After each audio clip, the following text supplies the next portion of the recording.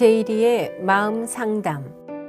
안녕하세요. 시카고 기독교 방송국 청취자 여러분 반갑습니다. 저는 제이리의 마음 상담소를 진행하고 있는 이재명입니다. 지난주에는 중독자에 대한 가족의 도움과 자기 돌봄이라는 주제로 이야기를 나눴는데요. 나의 가정에 중독 질환자가 있는 경우에 중독 환자의 상태에 따라서 가족 구성원들의 관계와 감정이 변하는 경향이 있습니다. 그런 영향을 적절히 관리할 수 있도록 가족분들의 중독에 대한 이해와 서포트 네트워크를 형성하는 것이 중요합니다. 중독을 한 사람의 도덕적 문제로 보는 관점보다는 질환이라는 생각으로 접근하는 것이 그 개인과 가족의 문제를 슬기롭게 헤쳐나가는 것에 유리합니다.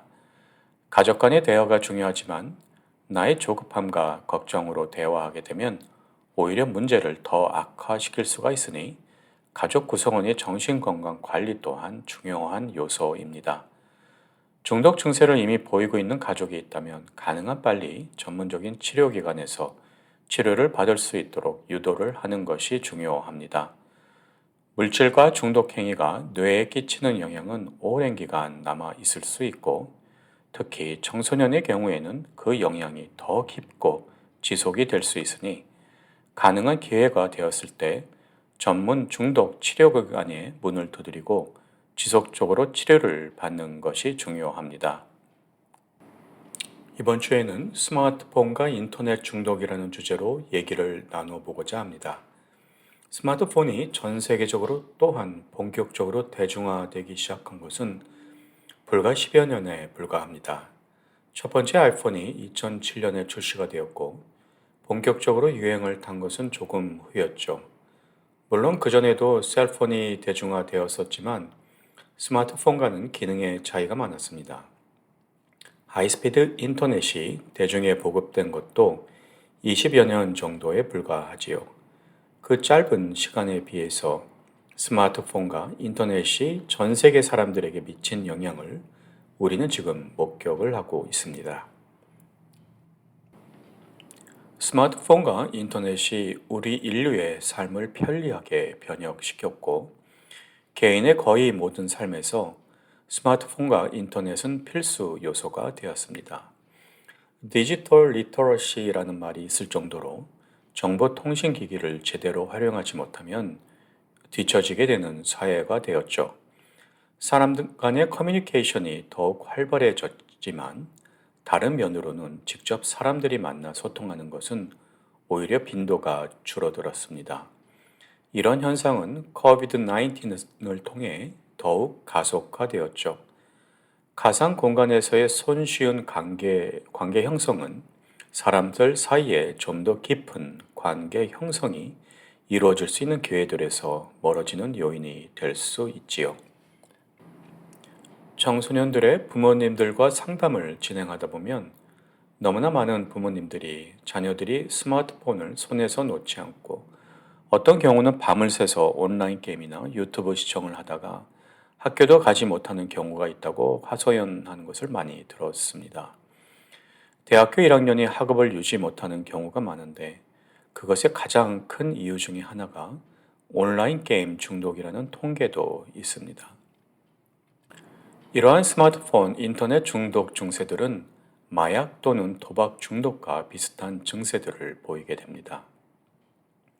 다른 것으로는 흥미가 있지 않고 우울함과 불안한 증세가 증가하며 집중력이 떨어지고 불면증에 시달리고 스마트폰, 인터넷을 사용하는 시간에 대해 거짓말을 하는 것은 물론 모든 생각이 어떻게 하면 스마트폰 또는 인터넷을 더 오래 사용할 수 있을까에 집중되어 점점 더 사회적인 관계를 멀리하면서 혼자가 되고 짜증이 늘고 가족들과 언쟁이 잦아져 때로는 폭력적이 되기까지 합니다. 이미 스마트폰, 인터넷 중독 증세가 심각하다고 판단이 된다면 혼자서 해결하기는 힘든 단계일 가능성이 많습니다. 전문적인 중독 전문 기관의 치료를 시작하시는 것을 추천드립니다. 아직은 증세가 마일드하다고 판단되시면 몇 가지 스스로 스마트폰, 인터넷 사용을 줄이는 방법들이 있습니다. 우선 시간을 정해서 특정 시간에만 사용을 하거나 꼭 해야 되는 일들을 끝낸 다음에 그 보상으로 정해진 시간 동안에만 사용하는 방법을 적용해 보세요. 스마트폰이나 태블릿을 절대 침대 가까이에 있지 못하게 하세요. 거기서 나오는 빛이 뇌를 흥분시켜서 잠을 못 이루게 합니다. 좋은 취미나 스포츠 활동들을 시작해 보세요. 처음에는 어렵지만 지속하다 보면 낮은 도파민 레벨에서도 즐거움을 찾을 수 있는 사람으로 점차 바뀌어질 수 있습니다. 스마트폰에서 게임이나 도박, 소셜미디어 어플리케이션들을 지워보세요. 대신에 가족들이나 친구들을 만나서 좋은 시간들을 가지는 기회들을 늘려보세요. 야고보서 4장 7절에는 그런즉 너희는 하나님께 복종할지어다. 마귀를 대적하라. 그리하면 너희를 피하리라. 로마서 5장 3절에서 5절에는 다만 이뿐 아니라 우리가 환난 중에도 즐거워하나니 이는 환난은 인내를, 인내는 연단을, 연단은 소망을 이루는 줄 아미로다. 소망이 우리를 부끄럽게 하지 아니함은 우리에게 주신 성령으로 말미암아 하나님의 사랑이 우리 마음에 부은 바 됨이니라는 말씀이 있습니다. 중독 증세를 보이는 사람들을 돕는다는 것은 쉽지 않은 일입니다. 온라인 게임으로 밤을 새우는 나의 자녀들과 대화를 시도한다는 것조차 힘들 수 있습니다. 하지만 크리스찬인 우리들은 내 가정이나 주변에서 일어나는 그러한 일들에 근본적인 도움을 줄 수 있는 답을 가지고 있습니다.